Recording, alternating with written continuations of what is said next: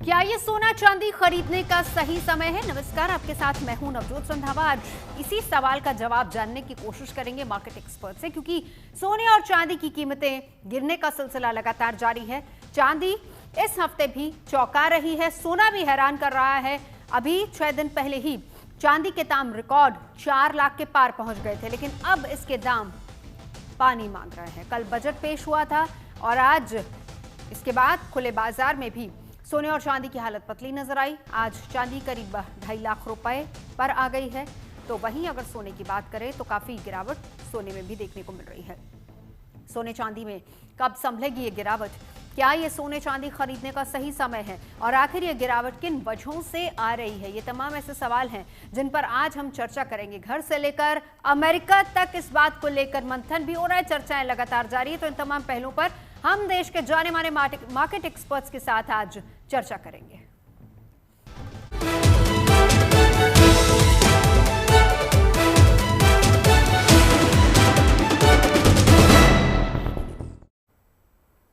अब पिछले 5 दिनों की बात कर लेते हैं, जहां पर सोने चांदी में भारी उथल पुथल देखने को मिल रही है।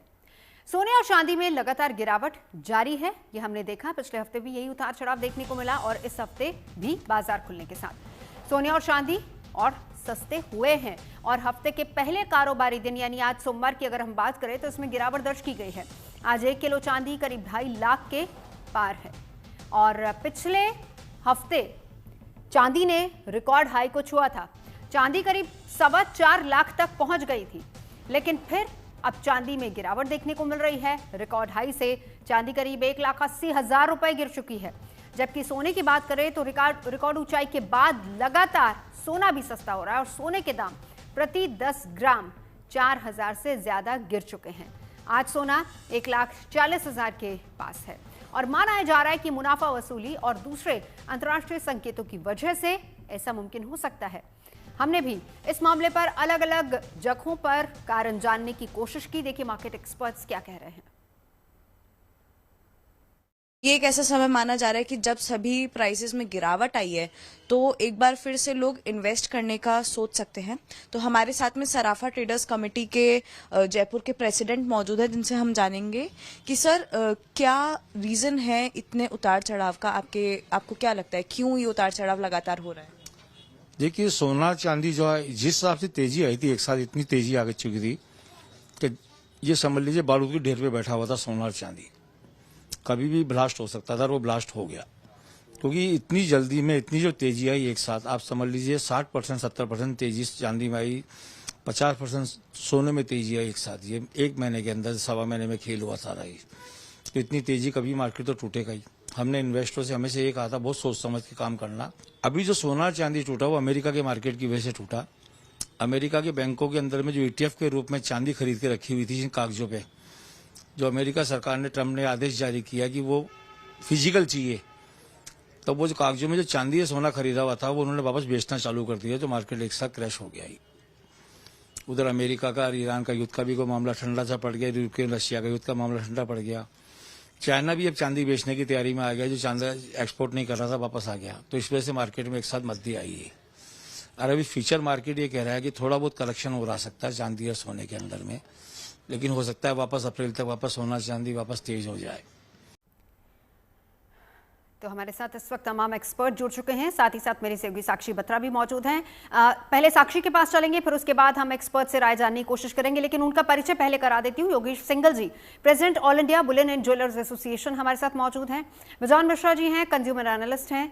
प्रोफेसर धीरेश कुलश्रेष्ठ हैं, इकोनॉमिस्ट हैं। और योगेंद्र कपूर जी, इकोनॉमिस्ट। आप सभी का स्वागत है। लेकिन पहले साक्षी, आपके पास आते हुए बड़ा कारण क्या देख रही है इतनी उथल पुथल का, उतार चढ़ाव का?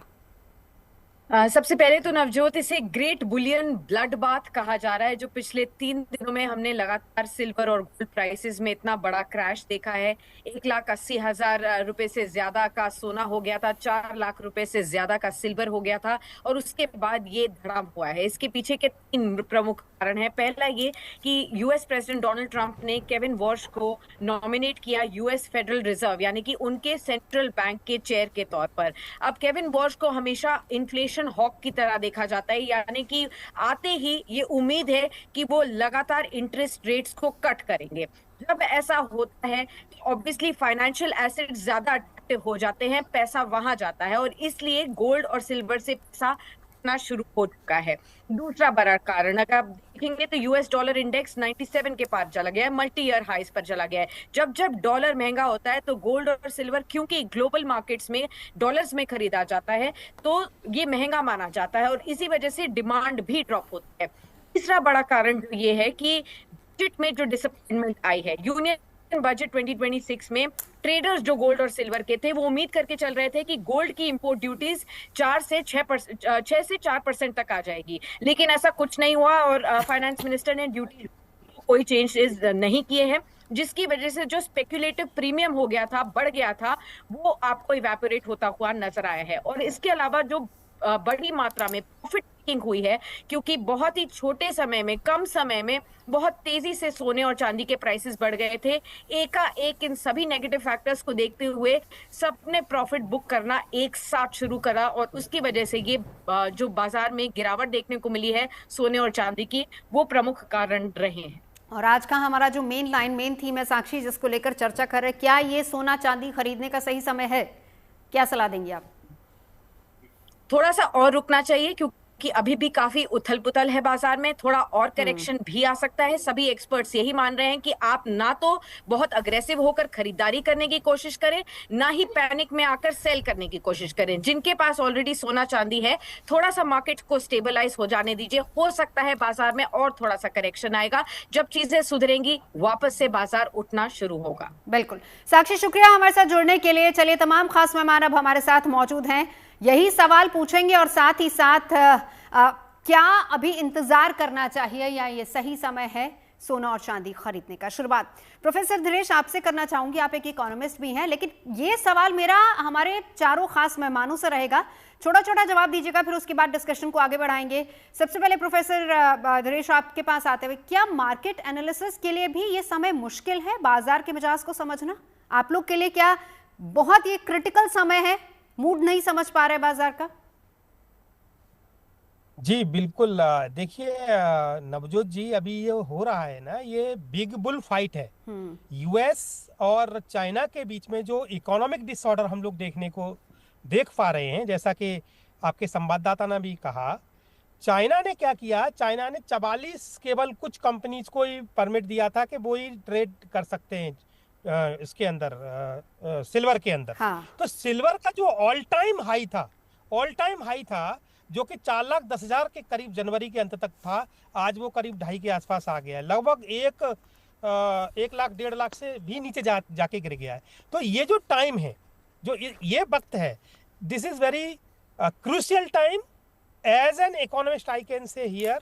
और yesterday what happens in India, कि भारत ने भी जो निर्मला सीतारमण जी ने जो किया कल, कि वो उसको कम करना चाहिए और कम 6 से 4% करना चाहिए, जो कि नहीं घटाया, तो लोगों में एकदम जो है ना हड़बड़ी हुई। और मैं संक्षिप्त में ही बताना चाह रहा हूँ कि चांदी एकदम आकर के रुक गई है। अभी इनस्टेबिलिटी है, वर्ल्ड इकोनॉमिक डिसऑर्डर है, और दूसरा अपना कल का जो बजट है, जिससे कि बजट के आने के बाद जो उम्मीद थी खास तौर पर जो एमसीएक्स को, वो कहीं ना कहीं गिरी है और उससे चांदी नीचे आई। बिल्कुल, चलिए मैं यही एक करके सभी खास मेहमानों का रिएक्शन ले लेते हैं। बेजान जी, बहुत मुश्किल ये समय है, क्योंकि आप तो एनालिस्ट भी हैं, ये मुश्किल समय है आपके लिए मार्केट को एनालाइज करना, बाजार के मिजाज को समझना। आम लोगों के लिए तो मुश्किल है ही है, इनफैक्ट इसलिए लेकिन एक्सपर्ट्स भी थोड़े कंफ्यूज है सर। लेकिन आपने जो चर्चा रखे हैं आज पब्लिक डोमेन पे, ये अच्छा कदम है। आपने इस पे जो चर्चा कर रहे हो और सरल भाषा में लोगों को समझा रहे हो, तो ये एक बहुत अच्छा बात है और हम ऑलवेज इसके पक्ष में रहते हैं। अब हम ये संक्षेप में ये कहेंगे कि देखिए, हर घर में इंडिया में आपको सोना और चांदी मिलेगा, हर घर। ये सोना चांदी हम लोगों के लिए एक इंश्योरेंस है, जहां पर हम लोग ये सोचते हैं कि जब बैड डेज आएगा तो ये काम में आएंगे। इसलिए जब हम लोग बेटी को विदाई भी देते हैं तो हम लोग सोना या चांदी देकर विदाई देते हैं। क्यों? क्योंकि हम ऑलवेज चाहते हैं कि हमारे बेटी सुरक्षित महसूस करे, सिक्योर्ड महसूस करे इकोनॉमिकली। तो हम लोग always, India is the largest, one of the largest importers of gold and silver in the world. तो हम ऑलवेज ये सलाह देंगे कंज्यूमर को कि कभी भी मतलब एक पैनिक रूप से मत खरीदिए या बेचिए।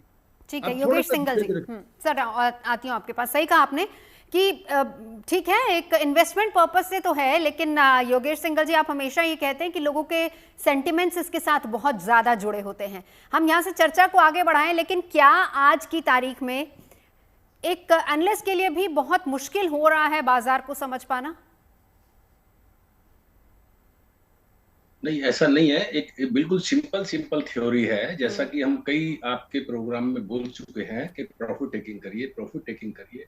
ओवरबोर्ड 4 गुना चांदी हो चुकी है एक साल में, उसको रबड़ की तरह से मत खींचिए, उसको अपने घर में मत रखिए। और चांदी तो विशेषकर बम है, क्योंकि चांदी का रेशो में भी तेजी आई है और चांदी के डॉलर में भी तेजी आई है, कॉमेक्स में भी तेजी आई है। तो ये तो एक बिकवाली, देखिए 1 किलो चांदी जब 10 ग्राम सोने में आती थी, अभी 400 ग्राम रह गई थी, तो वो तो नुकसान का घर हो गया चांदी तो। अभी 60% चांदी गिर चुकी है और 22% तकरीबन सोना गिर चुका है अपने ऑल टाइम हाई से। तो यहाँ एक बहुत अच्छी बाइंग बनती है, हेल्दी बाइंग बनती है, और इस मंदी को हमें बचाना चाहिए। हड़बड़ाहट में जैसे 2 लाख में, 2.5 लाख में, 3 लाख में और गतानुगति को लोग लगातार लोग भेड़ा चाल में खरीद रहे थे, उस अंधी दौड़ में नहीं घुसना चाहिए। अब ये हेल्दी करेक्शन है, यहाँ पर लेना चाहिए, और इसके नीचे भी अगर जाता है कोई बढ़िया करेक्शन मिलती है तो वहां भी लेना चाहिए, क्योंकि ये सोने चांदी का भाव है, कभी खत्म नहीं होगा। ये ऑल टाइम हाई भी है, ये भी टूटेंगे, लेकिन 5 साल बाद, 7 साल बाद, जैसा मैंने पहले भी बताया था 2011 में 60% 75,000 वाली चांदी 32,000 रुपए में आके बिकी थी। तो ये चीज ध्यान में रख करके ही इन्वेस्टर चलना चाहिए। ये बहुत अच्छा समय है, और इसमें बिना किसी संकोच के, बिना किसी एनालिस्ट से राय लिए हुए, अगर लो मिलता है, $71 चांदी में लगे हैं और सोने में भी 22% की मंदी है, तो यहाँ पर एक बार हेल्दी बाइंग बनती है, यहाँ बिना डरे हुए आप बाइंग कर सकते हैं। ठीक है, यानी करेक्शन थोड़ा सा आया है। चलिए एक बार कारण समझने की कोशिश करते हैं। योगेंद्र कपूर जी, क्या इसके पीछे का बड़ा कारण आप देखते हैं? देखिए, टू स्टार्ट विद पहले मैं ये बोलूंगा कि कोई भी चीज जो अनप्रेसिडेंटेड या फिर एक हाईली इरेशनल वे में अगर होती है, तो हमारे को एक माइंड में क्लैरिटी के साथ चलना है कि देन इट इज कि like a situation which an accident which is bound to happen. तो इस केस में अगर हम ये देखें कि पिछले 1 साल के तौर के साथ साथ स्पेसिफिकली लास्ट 1 मंथ के अंदर जिस तरीके से गोल्ड और सिल्वर, और स्पेसिफिकली सिल्वर के अंदर जो इंक्रीज आया था, हमारे को इसको मैचअप करना चाहिए कि क्या ऑन ग्राउंड जो है, क्योंकि ये कहा जा रहा था कि देखिए कि इंडस्ट्रियल डिमांड भी इंडिया के अंदर बढ़ी है, और एज एनालिस्ट हम लोगों ने भी ये चीज कही, लेकिन बात ये है कि अगर कोई चीज वो मैच नहीं करती है ऑन ग्राउंड, जो है कि आपके बिजनेसेस क्या उस पेस से जो है ग्रो कर रहे हैं क्या, या आपकी इंडिविजुअल्स की इनकम क्या उस पॉइंट से उस तरीके से ग्रो कर रही थी? Answer was no. तो पॉइंट इज कि जब हम ऐसी सिचुएशन में आते हैं कि जहां स्पेकुलेशन जो है वो एक एट प्ले आ जाती है, तो हमें इस सिचुएशन के लिए जो है तैयार रहने वाली बात थी। और मैंने इन द पास्ट ये स्पेसिफिकली बोला था कि अगर कोई लोग जो अगर प्रॉफिट्स जनरेट करके बैठे हैं, तो उनको ये टाइम था पिछले 1 महीने के अंदर एनकैश करने का, और अब उन्हें जो पोजीशंस हैं वो लॉन्ग टर्म लेनी चाहिए, क्योंकि अभी भी मेरा ये मानना है कि इन शॉर्ट रन जो है सिल्वर के अंदर जो प्राइसेस हैं वो वॉलेटाइल रहेंगी।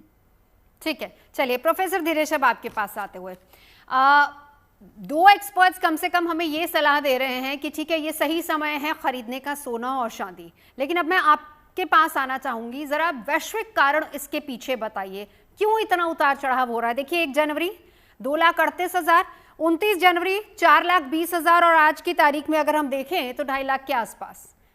क्या बड़ा कारण इसका है? बहुत अच्छा प्रश्न है।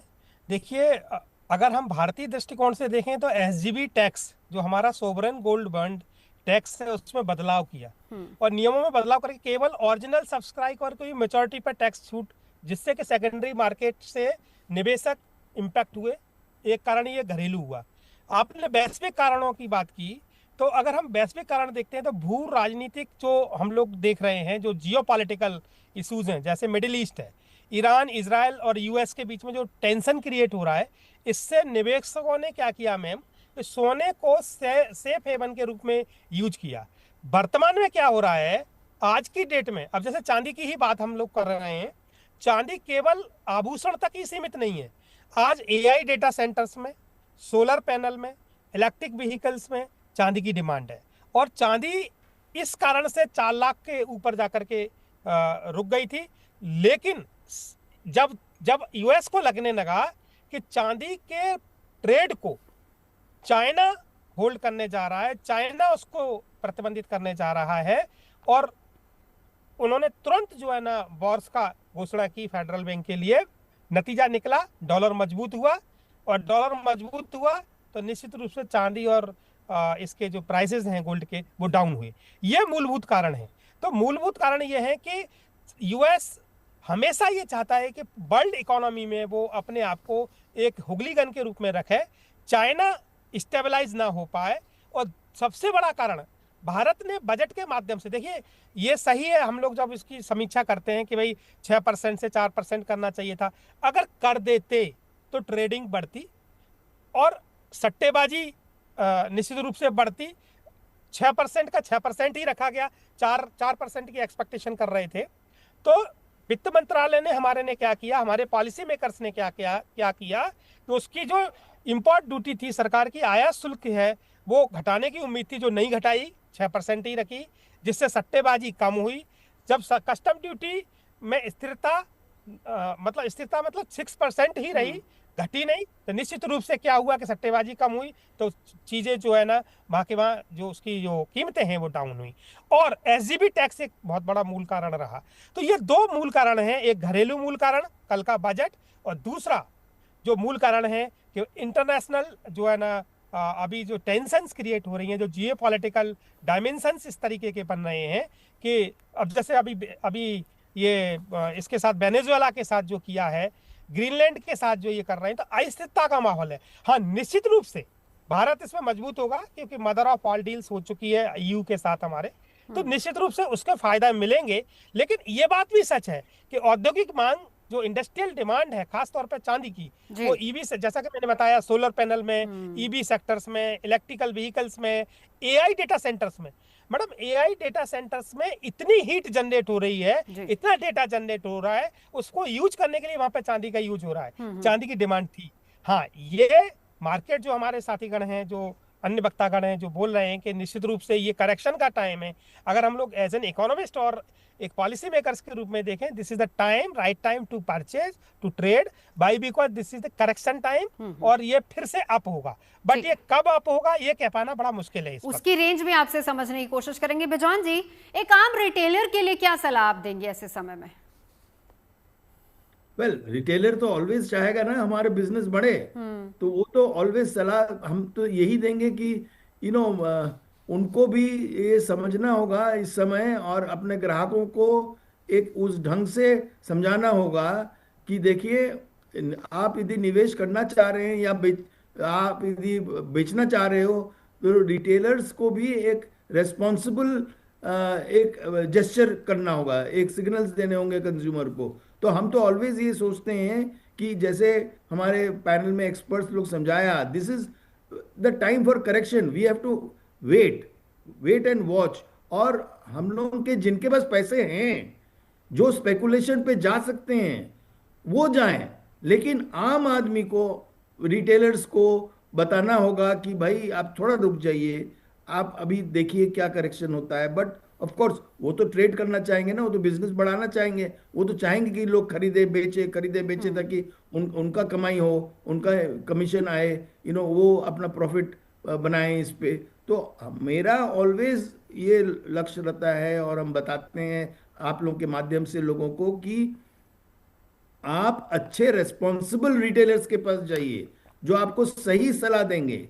ये नहीं कि आपको भी एक स्पेकुलेटर बना देंगे मार्केट में, जबकि आपका क्षमता नहीं है स्पेकुलेशन पे जाने के लिए। तो उन लोगों को एक्चुअली एक सलाह देकर सही रूप से एक डायरेक्शन देना चाहिए, जिनके पास है। जो स्पेकुलेशन कर सकते हैं वो आए। अभी करेक्शन का टाइम है तो नेचुरली वो ज़्यादा इन्वेस्ट करेंगे इस टाइम में, और कुछ लोग अभी बुक भी करेंगे प्रॉफिट। तो बिजनेस तो चलेगा ही, retailers always will be the winner, because वो तो कंज्यूमर के साथ डायरेक्ट उनका संपर्क है। तो बट आई ऑलवेज बिलीव, हम ऑलवेज ये विश्वास रखते हैं कि अच्छे रिटेलर्स सही ढंग से आम उपभोक्ताओं को सही ढंग से सलाह देकर उनको मदद करेंगे, ताकि उनका जो भी एसेट्स है वो उस एसेट्स को अपने मतलब बैड डेज के लिए उस ढंग से रखें, लॉन्ग टर्म देखें। ये नहीं कि तुरंत हम बुक करें, तुरंत हम इससे फायदा लें, तो वो होना थोड़ा सा हम लोगों के लिए भी दिक्कत हो जाएगा। तो इसलिए गवर्नमेंट ऑफ इंडिया का भी जो पॉलिसी निकला अब कल बजट में जो हम लोग सब देखे, वो इसलिए क्योंकि गवर्नमेंट भी नहीं चाहता है कि स्पेकुलेशन बढ़े। आम लोगों के पास, जिनके पास है एक सुरक्षा के लिए एक कमोडिटी रखे हुए हैं गोल्ड एंड सिल्वर, वो मतलब पैनिक में ना बेचने शुरू कर दे। तो सोचते हैं कि सरकार का बहुत ही अच्छा कदम रहा जो नहीं घटाए। सरकार समझ रहे हैं कि ये सही टाइम नहीं है स्पेकुलेशन पे जाने के लिए for common man in India, क्योंकि उनका इनकम उस ढंग से नहीं है, उनके पास उस ढंग का सेविंग भी नहीं है। बिल्कुल। चलिए एक बार योगेश सिंघल जी, बिल्कुल बिजॉन जी लौटूंगी। योगेश सिंघल जी, मैं चाहूंगी कि आप भी रिटेलर्स के नजरिए से जरा थोड़ा सा समझाएं। देखिए 4.20 से गिरकर चांदी का 2.45 तक आ जाना, तो वो कौन सा लेवल है, किस लेवल पर आप सलाह देंगे खरीदारी करने की? देखिए चांदी में तो मैं अभी सलाह नहीं दूंगा खरीदारी की, हाँ, लेकिन सोने में जो ये लो लगा है उस पे सोने में खरीदारी की जा सकती है। चांदी का कारण मैंने बताया कि चांदी का जब 1 लाख रुपए चांदी का भाव था, 1 लाख रुपए सोने का भाव था, अब ये बढ़ के 4 गुना हो गया, 2 गुना हो गया। तो ये कभी भी ये रेशो खत्म हो जाएगा। तो चांदी में अभी भी खतरा बना हुआ है, चांदी से दूर रहना चाहिए। अगर निवेशक कोई भी है, 22% सोने में मंदी जो आई है उसका लाभ वो ले सकता है बिना किसी डर के, बिना किसी सलाह के, क्योंकि ग्राहक को हम लोग सलाह नहीं दे सकते। ग्राहक घर से सलाह लेके आता है कि मेरे को चांदी लेनी है, आप मना करेंगे कि नहीं लेनी है तो भी वो लेके जाता है, पड़ोसी से लेके जाएगा। सर तो एक चीज, उसको हम सलाह नहीं दे एक सकते। सेकंड आपको यहीं पे एक और सवाल मेरा, क्योंकि पिछले काफी समय से यहाँ पर हम लगातार इसको लेकर चर्चा भी कर रहे हैं और आप बता रहे सलाह लगातार आप सोना खरीदने की ही देते हैं, और अक्सर ये आप ही बता रहे थे, कितनी बार आपने बताया कि करेक्शन चांदी में आएगा। सर क्या एक रिटेलर का या एक मैं नॉर्मल ग्राहक की बात करना चाहूंगी, क्या उनका माइंडसेट थोड़ा चेंज हुआ है धातु को लेकर? क्योंकि आपको याद होगा इससे पहले हमने चर्चा कॉपर की भी की थी। सोना सबसे अच्छा विकल्प एज अ सेविंग माना जाता है, लेकिन क्या चांदी को लेकर या दूसरी धातु को लेकर भी लोगों ने अपनी सोच बदली है? देखिए अब सोच बदल जाएगी। जिसके घर में 4 लाख रुपए की चांदी गई है परसों और वो आज 2.5 लाख रुपए की रह गई, तो उसकी सोच तो बदल जाएगी कि अभी एक्सपर्ट क्या बोलते हैं, चांदी में क्यों मना करते हैं। लोगों की थिंकिंग ये है कि सोना बढ़ रहा है जिस गति से, चांदी उसकी दुगनी गति से बढ़ रही है, तो चांदी में मुनाफा डबल आने के चांस हैं। लेकिन उनको अभी ये नहीं मालूम है कि चांदी में लॉस भी 4 गुना आ सकता है। सोने में यदि 20,000 रुपए का नुकसान है तो चांदी में 80,000 रुपए का नुकसान है।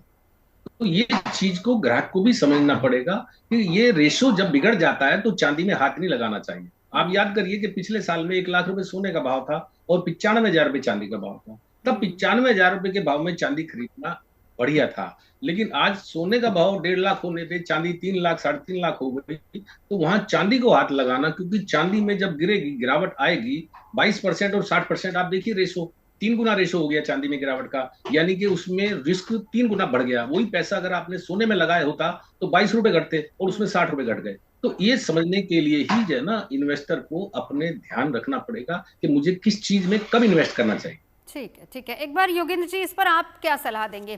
पहली बात तो ये भी समझाइए, क्या लोगों की सोच में बदलाव आया था इन्वेस्टमेंट पर्पस से? क्योंकि सोना एक सेफेस्ट ऑप्शन आप लोग हमेशा सलाह देते हैं, लेकिन अब योगेश जी भी बता रहे हैं कि लोगों को कितना समझाया जाए। बार बार आप लोग हर मंच पर आके ये कहते हैं कि सेफेस्ट ऑप्शन आज भी सोना ही है, लेकिन क्या, क्योंकि जो तस्वीर दिखती है ना कि चांदी इतनी चली गई, अब देखिए किसी ने सोचा नहीं था 4.20 तक चांदी चली जाएगी, लेकिन उसके बाद क्या लोगों की सोच बदली?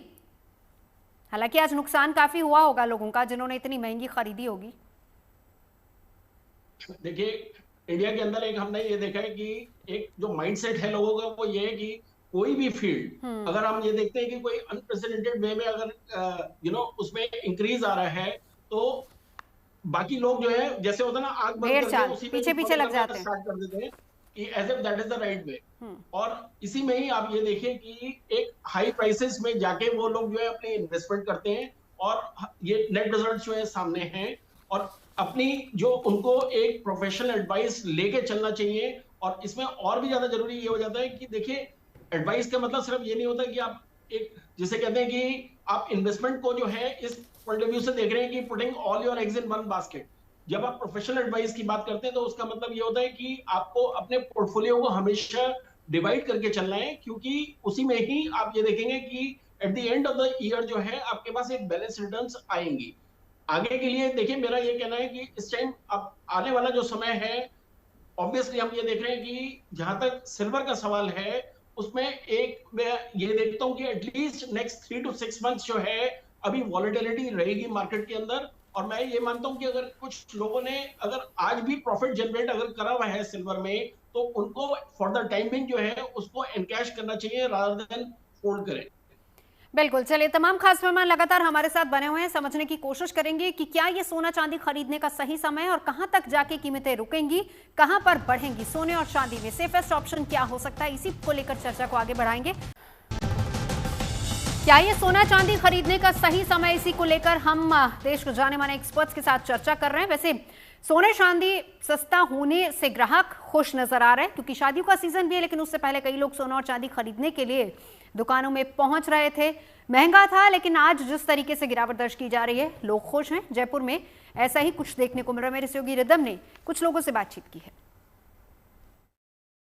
भारी मात्रा में गिरावट भी आई है और मेरी बहन की शादी भी है, सो उसके लिए थोड़ा ज्वेलरी इकट्ठा कर रहे हैं। जब पहले 100 ग्राम लेने का था, अब 150-200 ग्राम का बजट हो गया है। रेट सस्ती होने की वजह से बाजार में एकदम से फ्लो जो खुला है, लोग बागों का दिमाग खुला है कि ये सस्ता हो गया माल तो तुरंत लेवे। और पोजीशन ये लग रही है कि अब वापस तेज होने की आशंका होते हुए हम तुरंत खरीदारी के मूड में आ गए। और 1-2 दिन, 5 दिन, 7 दिन में 100% तेज होगी चांदी, इसमें कोई किंतु परंतु नहीं है। सोना चांदी दोनों ही तेज होंगे वापस। तो ये सोचते हुए हम लोग तुरंत बाइंग कर रहे हैं माल की, भाई ले लो, अभी सस्ता है थोड़ा सा। क्या सोना और चांदी खरीदने का ये सही समय? देखिए, हर कोई अपने अपने हिसाब से आकलन करता है, लेकिन हमारा ये शो करने का मकसद ये है कि हम एक्सपर्ट्स के जरिए आप तक सही राय और सही सलाह आप तक पहुंचा सके। खास मेहमान लगातार हमारे साथ जुड़े हैं। प्रोफेसर धीरेश, आपके पास आना चाहूंगी। अब आपने यहाँ पर सुना, हर किसी की अपनी अपनी स्पेकुलेशन है, अपने अपने नजरिए से लोग देखते हैं, एनालाइज करते हैं, लेकिन एज अ एक्सपर्ट, क्योंकि आप एक इकोनॉमिस्ट भी हैं, ये बताइए, अभी फिलहाल अगर देखा जाए तो 2 लाख के पार है चांदी, क्या 2 लाख से नीचे भी आ सकती है? क्योंकि आज की तारीख में बहुत से लोग जिन्होंने महंगे में खरीदा वो कह रहे हैं कि नुकसान हुआ तो हुआ, लेकिन अभी तुरंत से बेच दिया जाए। एक चर्चा ये भी चल रही है कि 2 लाख से नीचे आ जाएगी। निश्चित रूप से मुझे लगता है मैम के नीचे आएगी। उसका कारण है कि एसटीटी में भारी बढ़ोतरी की है। अब ये एसटीटी क्या है, सिक्योरिटीज ट्रांजैक्शन टैक्स बढ़ा दिया है, जो 0.02% से 0.05% किया है। और ऑप्शंस पे भी बात करें तो 0.1% से बढ़ा करके 0.15% कर दिया गया है। इससे ट्रेडिंग महंगी हो गई है और उससे नतीजा क्या निकला कि एकदम सस्ती हुई है चांदी। मुनाफा वसूली, प्रॉफिट जो बुकिंग है, उस पर भी हमने देखा कि रिकॉर्ड स्तर था जनवरी 2026 में, जैसा कि आपने अपने कार्यक्रम की शुरुआत में कहा। लेकिन बजट के दौरान निवेशकों के अंदर जो है ना, एक अनिश्चितता का माहौल देखा गया। तेजी से लोगों ने बिकवाली शुरू कर दी और कीमतों में लोअर, इकोनॉमिक्स में बोलते हैं उसको, लोअर सर्किट लग गया। शेयर बाई बैक पर टैक्स लगा दिया। अब कंपनियों द्वारा शेयर वापस खरीदने के नियमों में बदलाव और अतिरिक्त टैक्स के प्रस्ताव से निवेशक नाराज हैं और इससे क्या हुआ, रिटर्न कम हो जाएगा। एक और मूल बात नवजोत जी मैं यहाँ कहना चाहूंगा कि लॉन्ग टर्म कैपिटल गेन्स में बहुत ज्यादा टैक्स में बहुत ज्यादा उम्मीद थी कि LTCG में कुछ न कुछ छूट मिलेगी, जो कि सरकार ने नहीं दी। उससे हुआ क्या कि लोगों ने जहां पर जो इन्वेस्ट कर रखा था उन्होंने बिकवाली शुरू कर दी। नेक्स्ट, विदेशी निवेशकों का बहुत बड़ा ये मैं मूल बात बता रहा हूं कि कितना और गिरेगा और क्यों गिर रहा है और कैसे कंट्रोल करेंगे। विदेशी जो FII है, FII का पलायन मतलब शिफ्ट हुआ, पैराडाइम शिफ्ट। बजट में विदेशी पोर्टफोलियो निवेशकों को आकर्षित करने के लिए उम्मीद थी कि इंसेंटिव दिया जाएगा। वो इंसेंटिव कल नहीं देखा गया वित्त मंत्रालय के द्वारा। नतीजा क्या निकला? कल में 1 फरवरी को बजट चल रहा था, शाम तक एफआईआई ने लगभग 588 करोड़ से ज्यादा की बिकवाली की है। डॉलर की मजबूती, जैसा कि मैं पहले भी अपने वक्तव्य में कह चुका हूं कि केविन वास का इंपैक्ट हमको दिखता है। और सबसे बड़ी बात, इंपोर्ट ड्यूटी, जो कि सभी इससे सहमत हैं, 6% से 4% चाह रहे थे, ऐसा नहीं हुआ। प्रोमोटर टैक्स का बोझ, अब क्या किया है इन्होंने कि प्रोमोटर पर अतिरिक्त टैक्स लगाने के संकेत मिले हैं, ऐसा अभी स्पष्ट नहीं है। अब आपका प्रश्न में जो आपने पूछा कि सर ये कैसे कंप्लीट होगा, और वैश्विक मंदी, अभी देखिए अगर मैं 1930 की बात करूं तो हावर्ड के टाइम पर हमने देखा था कि हौले जो रिसेशन टाइम आया था 1928-30 में, जब टैरिफ की बात की थी, जब वहां के प्रेसिडेंट ने ये शुरू किया था कि टैरिफ सारे देशों पे लगा देंगे, और आज भी ये टैरिफ बम जो चारों तरफ से प्रेसिडेंट ट्रंप कर रहे हैं, उससे क्या एक अनिश्चितता का माहौल है। अभी लोग ये बात करने लगे हैं, विश्व स्तर पर बात हो रही है और थिंक टैंक्स ये बात करने लगे हैं कि यूएस की इकोनॉमी कहीं ऐसा ना हो कि इकोनॉमिक बबल में आ जाए, और अगर वो इकोनॉमिक बबल में आए तो उसका एक डर जो है ना, इस ग्लोबल शॉक्स को बढ़ा रहा है। एक जो जिसको कहते हैं हम ग्लोबल शॉक्स, जिस डर के कारण, उससे निपटने के लिए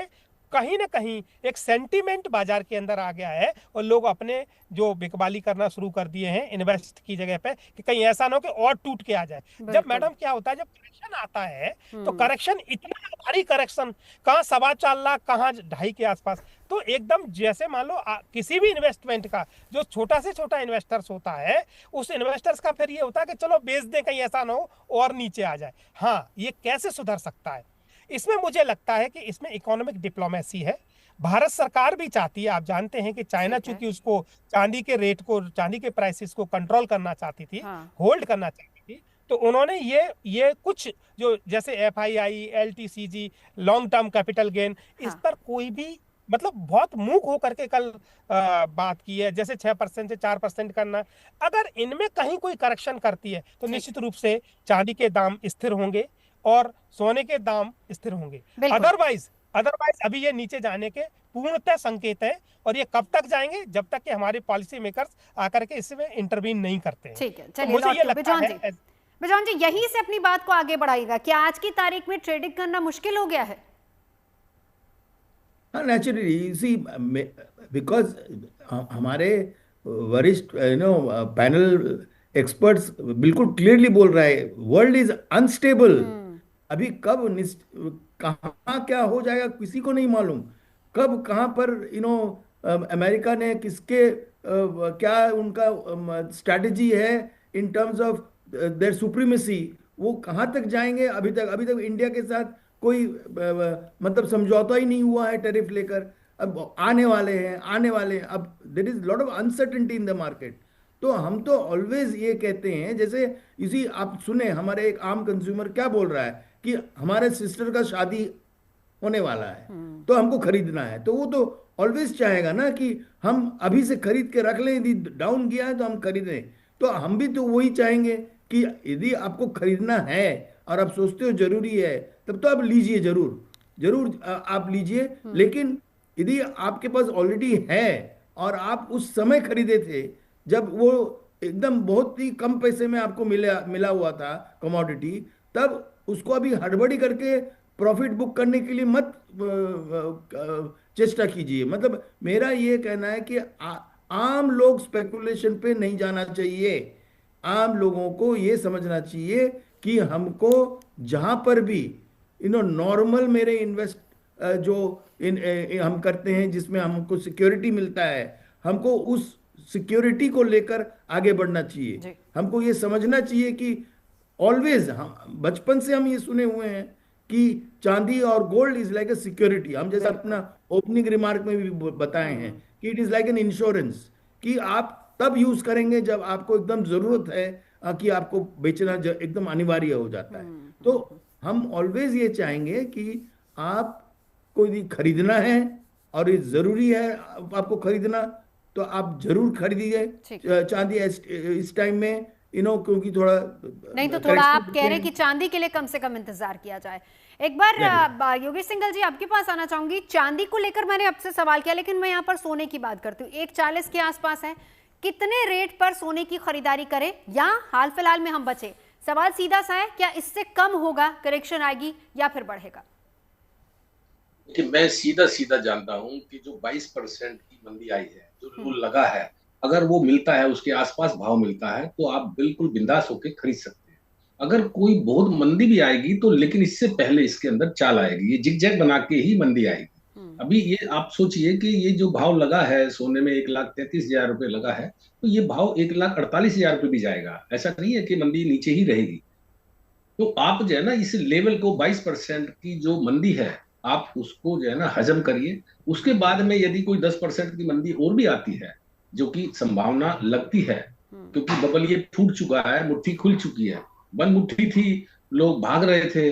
अब लोगों को हम अगर कहेंगे कि तेजी आएगी तो वो विश्वास नहीं होगा, ना ही लोग उस भेड़ा चाल में दोबारा से फंसेंगे, क्योंकि एक बार वो धोखा खा चुके हैं। तो हम ये कहते हैं कि जो बहुत बड़ी अभी 22% की मंदी सोने में और 60% चांदी में, तो ये बहुत बड़ी मंदी है। 22% यदि घटा के सोना आपको मिल रहा है तो एक बार उसको खरीदिए, रुकिए मत। कहीं ऐसा ना हो कि यहाँ से भी भाव 10% बढ़ जाए और फिर आप ना तो नीचे लेने के रहे ना ऊपर बेचने के रहे। बिल्कुल। योगेश जी, अब आपके पास, योगेंद्र जी आपके पास आते हुए, अब एक और चीज है, मेटल को क्योंकि सेफ इन्वेस्टमेंट के तौर पर भी देखा जा रहा था, अगर हम हाल फिलहाल के समय की बात करें, क्या आज की तारीख में भी ये सेफेस्ट विकल्प है सेविंग्स का, या फिर लोगों को दूसरी तरफ जाना चाहिए? देखिए, जो करंट पोजीशन जो चल रही है उसमें मैं ये मानता हूं कि गोल्ड आज भी जो है एक सेफ ऑप्शन है, प्रोवाइडेड वो अगर हम उसको एक लॉन्ग टर्म पर्सपेक्टिव से देखते हैं। अगर आप शॉर्ट टर्म फिनोमिना में देखेंगे और हम ये एक्सपेक्ट करें कि अगले 1 से 3 महीने के अंदर अगेन कोई मेजर गेन्स हम उसके अंदर जनरेट कर लेंगे, बजाय इसके कि स्टॉक मार्केट के अंदर हम उसमें शायद ज्यादा रिटर्न जनरेट कर पाए, तो मेरा मानना यह है कि ओवर अ 1 ईयर पीरियड सबसे इम्पोर्टेंट ये है कि पहले आप जो है अपनी पोजीशन जो है उसको लॉन्ग टर्म करिए। और उसमें एक चीज जो मैं जरूर कहना चाहूंगा स्पेसिफिकली फॉर मिडिल क्लास, कि जहां तक हो सके वो अपनी सेविंग्स का ही पार्ट जो है इन्वेस्ट करें गोल्ड में। वो बोरो करके जो है पैसा बाय वे ऑफ लोन जो है ना इन्वेस्ट करें, क्योंकि उसमें वो एक ट्रैप पे फंस सकते हैं। और इसके साथ साथ मेरा ये भी कहना है कि देखिए, इस बजट के अंदर जो है एक जनरल जो एक एक्सपेक्टेशन होती है मिडिल क्लास की, वो ये होती है कि किस तरीके से बजट प्रपोजल्स ऐसे दिखाई देंगे जिसमें वो ज्यादा पैसा लोगों के हाथ में आ सके। तो मैं ये मानता हूँ कि इस बजट ने उस पॉइंट ऑफ व्यू से जो है लोगों को निराश करा है। और क्योंकि हम ऑलरेडी देख रहे हैं कि 2025 के दौर से, जिसमें ना सिर्फ geopolitical tensions, other than that अगर हम इंडिया के पर्सपेक्टिव में देखें कि जिस तरीके से टैरिफ का इश्यूज एज वेल एज जो हमारा India Pak as well as India Bangladesh के साथ जो सिचुएशंस रही है, उस वजह से क्या हो रहा है कि देखिए, ना तो बिजनेसेस जो है वो एक प्रॉपर प्लानिंग या प्रोजेक्शंस के साथ काम कर पा रहे हैं, और ना ही लोगों की इनकम उस हिसाब से on a general level increase कर पा रही है। बिल्कुल। प्रोफेसर कुलश्रेष्ठ, एक सवाल यही आपसे भी है, यही सवाल कि क्या मेटल अभी भी एक सेफेस्ट ऑप्शन है या दूसरे विकल्पों की तरफ जाना चाहिए? साथ ही साथ एक और सवाल है दूसरा, उसका भी जवाब रखिएगा। बहुत से ऐसे लोग हैं, मैं आम उपभोक्ताओं की अगर बात करूं, गोल्ड और सिल्वर लोगों ने बहुत हायर प्राइसेस पर खरीदा है, अब उनके लिए क्या सलाह देंगे आप? जी, बहुत अच्छा प्रश्न पूछा आपने, और वो भी लास्ट में पूछा। मैडम देखिए, वर्तमान में हमेशा से ही सेफ हेवन रहा है गोल्ड में इन्वेस्ट करना। गोल्ड हमेशा से सेफ हेवन है। वर्तमान में जो हम देख पा रहे हैं, अगर हम इंडिया की बात करें तो हमारे पास जो सार्क कंट्रीज हैं, चाहे कहीं पे भी रेस्ट नहीं है, चारों तरफ अनरेस्ट है, और ये अनरेस्ट ही तय कर रहा है कि मार्केट किधर जा रहा है। मार्केट ट्रेंड्स की बात करें, और जिस तरीके के हम गोल्ड और सिल्वर की चूंकि यहाँ जो हम चर्चा कर रहे हैं इस चैनल के माध्यम से, तो ये समझना जरूरी है कि आखिर ये रीजन क्यों हो रहे हैं, क्योंकि ये अनरेस्ट ही तय कर रहा है। देखिए, यूएस ने सब तरफ, पूरी अपने आस पड़ोस से लेके चारों तरफ पूरी दुनिया में एक अनिश्चितता का वातावरण निर्माण कर दिया है। तो जो इन्वेस्टर्स है वो कहाँ इन्वेस्ट करें, ये प्रश्न जो आपने पूछा, तो निश्चित रूप से देखिए, अभी ये बैटल फॉर ब्लैक गोल्ड है मैम, गोल्ड नहीं ब्लैक गोल्ड, ये तेल की लड़ाई है क्रूड ऑयल की लड़ाई है, कभी भी ऐसा नहीं हो सकता कि किसी भी देश का राष्ट्रपति, लोकतांत्रिक राष्ट्र का राष्ट्रपति दूसरे देश के राष्ट्रपति को पुलिस के तरीके से व्यवहार करके वहां से ले जाए। इससे अनिश्चितता आई है, चारों तरफ अनिश्चितता है। अभी ये पता नहीं कि ईरान के साथ फाइट होगी, अगर वो फाइट होती है तो कहां तक जाएगी। इन दिस सिचुएशन आज भी मैं ये कहूंगा एज एन इकोनॉमिस्ट कि gold is the safe haven और वेट एंड वॉच है। It's a simple correction due to the political और जियोपॉलिटिकल इनस्टेबिलिटी में। ठीक है, संक्षेप में 10 सेकंड में जवाब रखिएगा सर, क्योंकि हर किसी के इंटरेस्ट से जुड़ा है। Gold is the safest option. बहुत सारे तरीके हैं गोल्ड में इन्वेस्ट करने के। शादियों का सीजन शुरू हो रहा है, अभी लोग कह ही रहे हैं कि हमें इस बात की खुशी है कि करेक्शन हुआ है, हम ज्यादा खरीद पाएंगे। क्या सोना कम होगा या ज्यादा होगा? क्योंकि सोना कभी कम होता किसी ने देखा नहीं है। हल्का सा थोड़ी सी राहत की सांस जरूर लेता है, लेकिन उसके बाद सोना आगे बढ़ता है। 140 के आसपास है, कम की उम्मीद की जाए या ज्यादा की? निश्चित रूप से अभी थोड़ा सा घटेगा। रीजन ही है कि जब तक इंटरवीन, देखिए हमारे यहाँ की गवर्नमेंट्स भी इंटरवीन नहीं कर रही और बाहर भी हम लोग देखें, अगर हम दो तरीके के फैक्टर्स हैं, एक्सोजीनियस फैक्टर्स भी हमें संकेत नहीं दे रहे कि मार्केट अभी स्टेबल है। इंटरनल फैक्टर्स भी हमने कल देख लिए हैं कि जो हमारा जो बजट आया है उस बजट में भी हमने गवर्नमेंट का कोई पॉलिसीज का कोई ऐसा नहीं दिख रहा है जिससे कि हम चाहते हैं कि रेट और प्राइसेस जो है ना स्टेबल रहे, इसीलिए डाउन होगा। और मुझे लगता है कि 1 वीक 2 वीक के अंदर और स्थिति साफ होगी और मैं ये 100% श्योर हूँ गवर्नमेंट इसमें जरूर इंटरफियर करेगी, तब जाकर के अगर मार्केट को, खास तौर पे शेयर मार्केट को और हम ट्रेडिंग है इसको अगर कंट्रोल करना है तो। ठीक है, क्योंकि FII ठीक है सर। बिजौन जी, अब आपके पास आते हुए पोर्टफोलियो में कुछ चेंज करने की जरूरत है? नहीं, बिल्कुल इसी अभी तो हम नवजोत जी, हम आपको ये कहना चाह रहे हैं, हमारे पैनल में एक बहुत अच्छा सुझाव दिया कि किसी को भी लोन लेकर नहीं खरीदना चाहिए। ये बहुत ही अच्छा सुझाव है। योगेंद्र कपूर जी ने, जी योगेंद्र जी को हम बधाई देना चाहता हूं, क्योंकि उन्होंने बिल्कुल सही डायरेक्शंस दिए लोगों को। वो बहुत जरूरी है समझने का, क्योंकि लोग ये सोच रहे हैं कि हमको हो सकता है कि कल को हम इससे प्रॉफिट कमा लेंगे, लेकिन सबसे बड़ा जो सलाह है जो हम समझते हैं कि gold is still the safest investment in our country. हमारे देश में ये सेफेस्ट है, तो आप खरीद के लॉन्ग टर्म सोचिए, आप शॉर्ट टर्म गेन के लिए मत सोचिए। यदि लेना है, जरूरी है, आपके घर पे जरूरी है, क्योंकि शादी आने वाला है, हमको अपने बेटी के लिए सोचना है, हमको खरीदना है, तो आपको खरीदना है तो आप खरीदिए। ठीक है योगेश जी 10 सेकंड, ज्यादा वक्त नहीं है। सोने के लिए कहा जाता है कि जब मौका मिले, जब पैसा हो, खरीद लो। आज की तारीख में सलाह देते चलेंगे आप? सर आपका ऑडियो म्यूट है सर। हेलो जी। हेलो, सोना 1,36,000 रुपए का बहुत अच्छा सपोर्ट मिला है। 1,36,000 रुपया यहाँ पर इस निचले स्तर पर सोना आंख बंद करके खरीदने का है। अगर यहाँ से कोई 10% की पूंजी भी आएगी तो अभी फिलहाल में नहीं आएगी, अभी 10-15 दिन, 1-2 हफ्ता ये इस रेंज बाउंड करेगा। अभी 1,36, 1,48 इस रेंज बाउंड में रहेगा, उसके बाद ही ये विचार करेगा कि मुझे किस तरफ चलना है। ठीक है, चलिए बहुत बहुत शुक्रिया तमाम खास मेहमानों का हमारे साथ जुड़ने के लिए और अपनी सलाह देने के लिए। तो सोना खरीदने का क्या ये सही समय है, हमने जाना अपने एक्सपर्ट से।